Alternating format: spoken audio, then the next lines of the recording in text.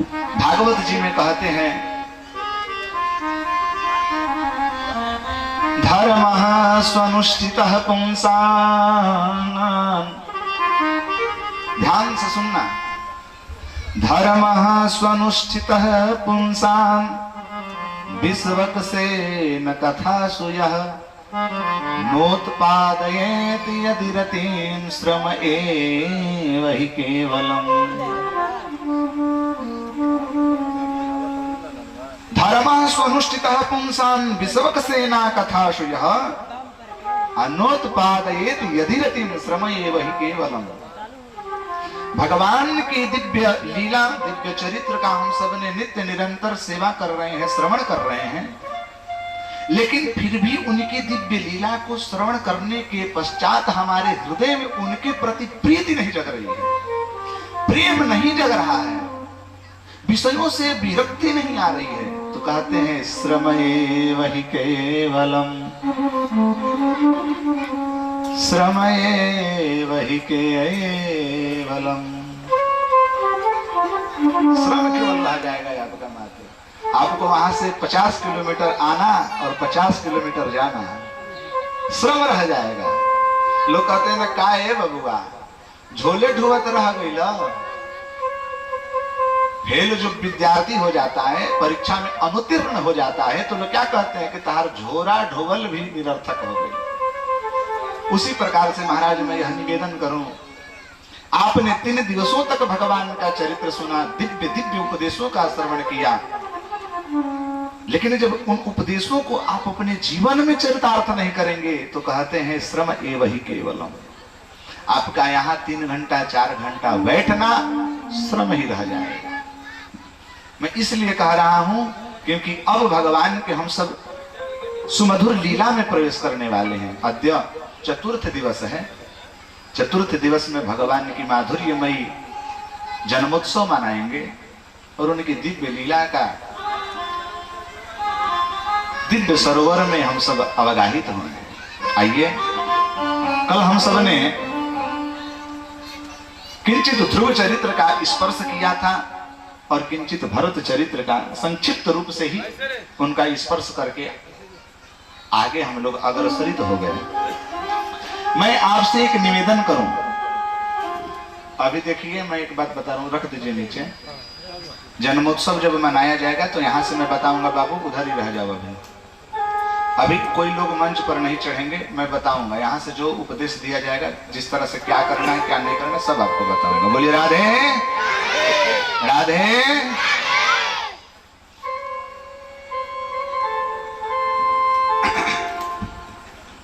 आप सच बताना, ध्रुव कितने वर्ष का था?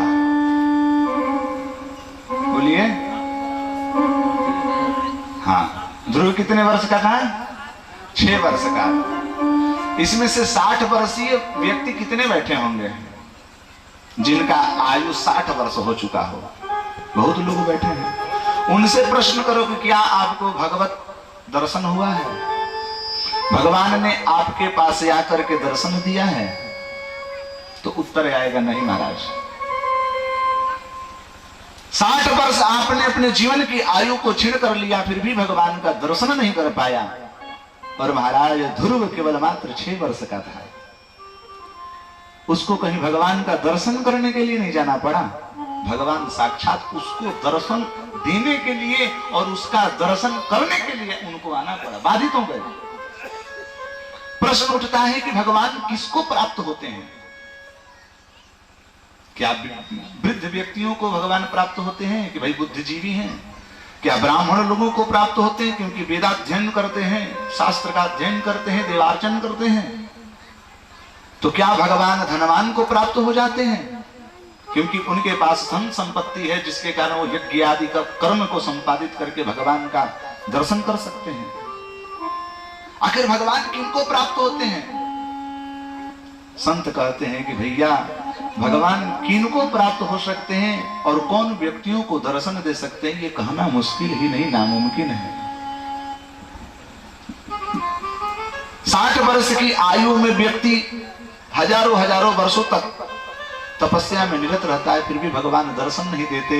और ध्रुव बेचारा केवल मात्र 6 महीना का तपस्या करता है, जय हो, केवल 6 मास पर्यंत केवल उसने तपस्या की, महाराज भगवान दर्शन देने लगे। किसको भगवान प्राप्त होते? भगवान रिझते किससे हैं? भगवान का दर्शन प्राप्त करने की पद्धति क्या है, विधि क्या है, नियम क्या है? तो कहते हैं आए है, बोले राधे राधे। कहते हैं एक श्लोक बहुत ही सुंदर स्मरण आ रहा है। व्याधस्य चरणं ध्रुवस्य च वयो विद्या गजेन्द्रस्य का कुब्जाया किम नाम रूपम अधिकम किम तद सुदाम्नो धनम। आहा, कि व्याधस्य चरणं ध्रुवस्य च वयो विद्या गजेन्द्रस्य का कुब्जाया किम नाम रूपमधिकं किं तत् सुदाम्नो धनम। का जाति विदुरस्य यादव पतो रुग्रस्य किं पौरुषम। तो भक्त्या तुष्यति केवलं न च गुणैर्भक्ति प्रियो माधव। महाराज यदि भगवान ब्राह्मण को प्राप्त हो पाते तो बेचारा भील राजा गुह जो था वो भील जाति का रहने वाला था। दिन रात पर्यंत वो क्या करता था? शिकार करता था, हिंसा करता था, लेकिन भगवान उसको भी मिल गए। कहते हैं कि लोग सुंदरता को देख करके भगवान रिझ जाते हो, तो संत कहते हैं कि यदि सुंदरता पर भगवान रिझते तो महाराज कुब्जा या किम नाम रूपम अधिकम। कुब्जा तो 3 जगहों से टेढ़ी थी, लोग जब उसको देखते थे तो रास्ते में उस पर उपहास उड़ाते थे कि देखो देखो बहुत विश्व सुंदरी जा रही है, लेकिन कुब्जा को भी भगवान प्राप्त हो गए। लोग कहते हैं कि धनवान को प्राप्त होते हैं तो कहते हैं किम तद सुदामनो धनम। महाराज सुदामा जी के पास क्या था? सुदामा जी के घर में एक प्रहर का भोजन करने के लिए भी उनके पास अन्न नहीं था, भिक्षाटन करके लाते थे महाराज, तो भोजन होती थी। तो भगवान प्राप्त कैसे होंगे? तो कहते हैं कि भक्त्या तुष्यति केवलम न च गुणै भक्ति प्रियो माधव। भगवान को भक्ति से रिझते हैं। क्यों च्यू च्यू कर रहा है भैया? भक्त्या तुष्यति केवलम न च गुणैर भक्ति प्रियो माधव।